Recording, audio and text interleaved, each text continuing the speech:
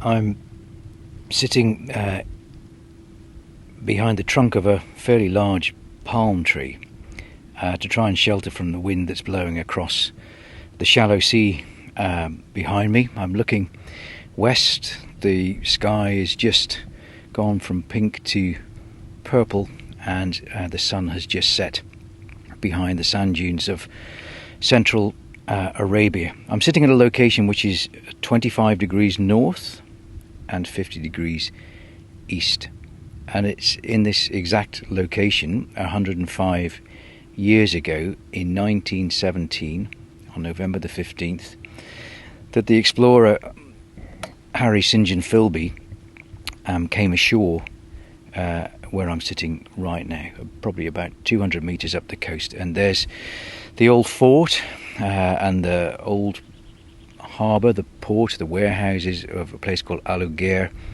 are just in sight, just along the beach from where I'm sitting, and they're being restored by the Heritage Commission really beautifully here in Saudi Arabia. So today is day one of our expedition in the footsteps of Harry St John Philby, our Heart of Arabia expedition. We've set off from the capital of Riyadh, capital of Saudi Arabia, which is Riyadh, at about 6:30 this morning for a 4.5-hour drive east until we descended all the way down to the Arabian Gulf, and then just travelled a short distance along the coast to the old abandoned fort of Uqayr. And my colleagues are now just along the beach. We're sorting out the campsite, our first campsite for the night, getting everything prepared to start walking west up into the sand dunes tomorrow.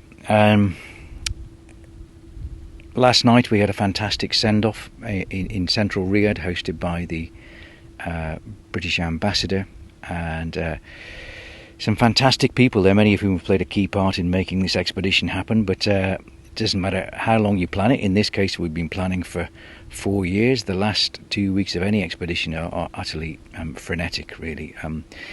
You're depending on so many people, some of whom have all sorts of issues getting things ready in time. All these things snowball, and you end up working pretty late and long hours, packing all the vehicles, securing all the food, all the water, all the fuel. There's a lot of logistical work behind any expedition, and ours has not been any different. So whilst I sit behind the trunk of this date palm tree, I do so in a state of absolute exhaustion. I'm cream crackered, really, and but on reflection, I don't think I've started any other expedition in any other state.